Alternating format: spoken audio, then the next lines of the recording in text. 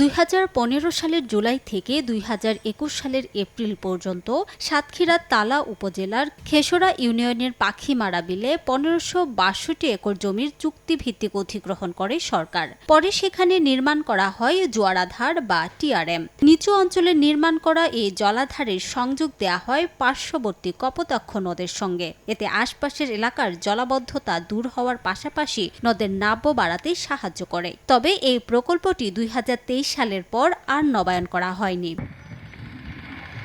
তবে এলাকাবাসী বলছেন, জোয়ারাধার নির্মাণ করা হলেও এখনও অধিগ্রহণের ক্ষতিপূরণের টাকা পাননি জমির মালিকরা।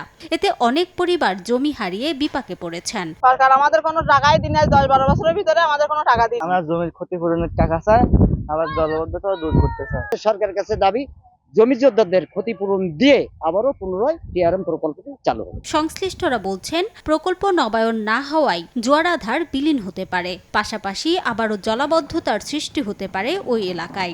আমাদের যদি এই টিআরএম প্রকল্প চালু করা না হয়, তাহলে আমাদের কপোতাক্ষ নদীর নাব্যতা হারাই যাবে এবং নদী সিল্ড হয়ে যাবে, আবার জলাবদ্ধতা সৃষ্টি হবে। আজকে যদি এই কপোতাক্ষের টিআরএম চালু আবার পুনরায় না করা যায়, তাহলে এই এলাকায় যে 60 লক্ষ মানুষ উপকৃত হয়েছিল তারা আবার বিপর্যয়ের দিকে যাবে।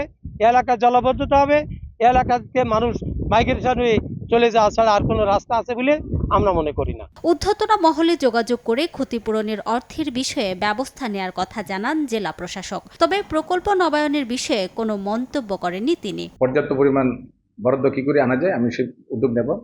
আর যেহেতু টিআরএম আসলে একটা এখানকার জন্য খুবই একটা সময়োপযোগী উদ্যোগ ছিল, কারণ এই প্রজেক্ট নেওয়ার কারণে মানে শত শত বা হাজার হাজার মানুষের কিন্তু এই জলাবদ্ধতা থেকে তারা রেহাই পেয়েছে। 2015-16 অর্থ বছর থেকে 2023-24 অর্থ বছর পর্যন্ত এই প্রকল্পে ক্ষতিপূরণ বাবদ বরাদ্দ ছিল প্রায় 56 কোটি 80 লাখ টাকা। প্রথম 2 বছর 70% জমির মালিক টাকা পেলেও বাকি সময়ে কেউ কোনো অর্থ পাননি। সময় সংবাদ, সাতক্ষীরা।